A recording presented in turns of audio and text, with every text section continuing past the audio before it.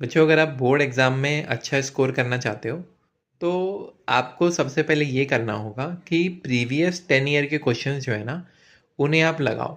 ठीक है, और कैसे लगाना है आपको उनको देखो। सबसे स्टार्टिंग में तो यही करना होता है कि जब आप चैप्टर्स पढ़ रहे होते हो ना, तो एक चैप्टर वाइज बुक ले ली जाती है और फिर उसमें से क्वेश्चंस लगाए जाते हैं और फिर सॉल्यूशन देखा जाता है कि हमने क्या गलती करी और क्या मार्किंग स्कीम है, किस हिसाब से मैक्सिमम मार्क्स मिलते हैं।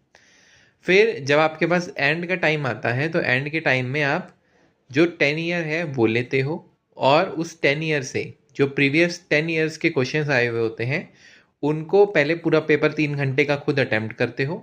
और उस पेपर को अटेम्प्ट करने के बाद फिर आप एनालिसिस करते हो। एनालिसिस में आप ये देखते हो कि मेरा कौन सा क्वेश्चन सही है, कौन सा क्वेश्चन गलत है, और अगर गलत है तो क्यों गलत है, और अगर सही भी आपका क्वेश्चन है तो आप फिर भी आप मार्किंग स्कीम को एक बार ज़रूर देखते हो कि मार्किंग स्कीम के हिसाब से मैं कैसे डायग्राम बना सकता हूँ। ठीक है, या फिर मेरे को किस तरीके से लिखना चाहिए, पॉइंट वाइज क्या क्या करना चाहिए, तो उससे आपका मास्टर आंसर तैयार हो जाता है जिससे आपको मैक्सिमम मार्क्स मिलते हैं एग्ज़ाम के अंदर। ठीक है, ये स्पेसिफिकली ये ट्रिक आपको ज़्यादा काम किस में आती है, ये आपको आर्ट्स के सब्जेक्ट में काम आती है। बाकी साइंस के सब्जेक्ट में तो ये है कि अगर आपने पॉइंट वाइज लिखा है या नहीं लिखा, मेन चीज़ है कि आपका अगर आंसर ठीक है और आपका मेथड ठीक है तो आपको साइंस में नंबर फिर भी मिल जाते हैं। बट ये है कि अगर आपकी प्रेजेंटेशन अच्छी है, आप ठीक तरीके से चीज़ों को प्रेजेंट कर रहे हैं तो सामने वाले को भी अच्छा लगता है और जिसकी वजह से आपके जो मार्क्स हैं वो कहीं पर भी कटते नहीं हैं।